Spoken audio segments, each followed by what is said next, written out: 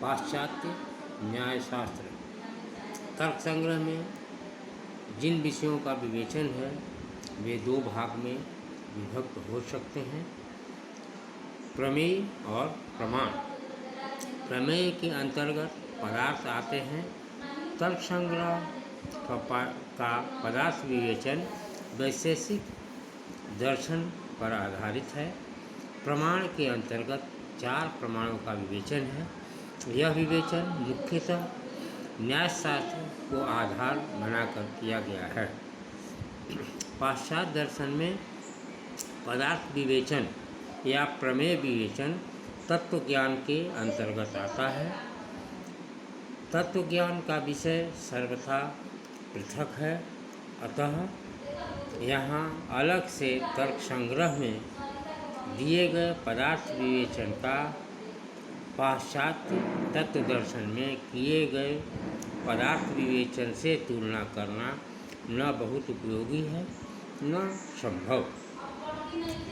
जहाँ तहाँ पदार्थों का विवेचन करते समय हमने पाश्चात्य मत और वैज्ञानिक दृष्टिकोण की चर्चा की। पाश्चात्य दर्शन में प्रमाण विवेचन पृथक से हुआ है।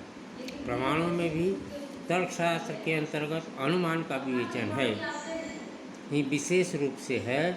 प्रत्यक्ष के संबंध में पाश्चात्य दृष्टिकोण की चर्चा हम प्रत्यक्ष के प्रकरण में कर चुके हैं। प्रमाण शब्द प्रमाण की चर्चा पश्चिम में धर्मशास्त्र का विषय समझा जाता है, उसकी चर्चा दर्शन में नहीं होती। उपमान प्रमाण की कोई पृथक सत्ता पश्चिम के दर्शन में नहीं है, अतः यहाँ हम संक्षेप में पाश्चात्य अनुमान पद्धति का ही विवेचन करेंगे। पश्चिम में अनुमान पद्धति की 2 प्रक्रिया हैं, आगमनात्मक और निगमनात्मक। इन दोनों पद्धतियों में मौलिक मतभेद भिन्न है। आगमन पद्धति में विशेष से सामान्य का, निगमन पद्धति से सामान्य से विशेष का ज्ञान होता है। आगमन का संबंध विचार के विषय वस्तु पक्ष से है और निगमन का संबंध विचार के आकार पक्ष से है। आगमन में विवेचन संश्लेषण प्रधान होता है और निगमन में विश्लेषण प्रधान होता है। आगमन का आधार कारण कार्य संबंध और प्रकृति के नियमों की सार्वभौमिकता है। निगमन का आधार विचार के नियम से है। निगमन का निर्णय यदि आप वाक्य शुद्ध हो और तर्क पद्धति निर्दोष हो तो निश्चित रूप से शुद्ध ही होगा, किंतु आगमन में ऐसा निश्चितता संभव नहीं है। पाश्चात्य दर्शन में मीर साहब ने कारण कार्य संबंध के अन्वेषण की 5 विधियां बताई हैं। यह कारण कार्य परंपरा ही आगमनात्मक अनुमान का मूल आधार है। इन 5 विधियों में प्रथम अन्वय विधि है। इसका अर्थ कि यदि किसी घटना के 2-3 उदाहरण में ही सामान्य घटक पाया जाए तो यह परिघटक जिसमें समस्त उदाहरणों की समानता हो उस घटना का कोई कार्य या कारण होता है। भारतीय अनुमान में जहाँ जहाँ धुआं है वहाँ वहाँ वाहनी है वाली प्रक्रिया यह अन्वय विधि ही कार्य कारण संबंध स्थापित करती है। दूसरी विधि अन्वय व्यतिरेक विधि है। यदि 2 या 3 घटनाओं में कोई एक परिघटक सामान्य हो और किन्हीं 2 या 3 उदाहरणों में वे घटनाएं घटित न होती हों तो भावनात्मक और अभावनात्मक दोनों प्रकार की घटनाएं कार्य कारण संबंध स्थापित करने से उदाहरण बन जाती है। भारतीय न्याय दर्शन में यह अन्वय व्यतिरेक व्याप्ति कहलाती है। और तीसरी विधि व्यतिरेक विधि है, जहाँ भावनात्मक उदाहरण न होने पर अभावनात्मक उदाहरण से कार्य कारण संबंध स्थापित होता है। उदाहरणतः 2 पात्र एक ही धातु के बने हुए एक ही क्षेत्र में रखे हों और दोनों का वजन भी समान हो, किंतु एक में वायु हो और दूसरे में न हो। यदि वायु वाले पात्र में सुनाई पड़े और वायु रहित पात्र में शब्द सुनाई न दे तो यह अनुमान किया जा सकता है कि शब्द संचार का कारण वायु है। भारतीय अनुमान पद्धति में यही अविनाभाव संबंध या अन्यथा उत्पत्ति कहलाएगा। और जिन उदाहरण में अभावनात्मक उदाहरण भी न मिले वहाँ सहचारी वैविध्य विधि द्वारा कार्य कारण संबंध का पता लगाया जा सकता है। मिल के अनुसार सहकारी वैविध्य विधि का अर्थ यदि किसी एक घटना में परिवर्तन होने से दूसरी घटना में विशेष प्रकार का परिवर्तन हो तो उन घटनाओं में कार्य कारण का संबंध होता है।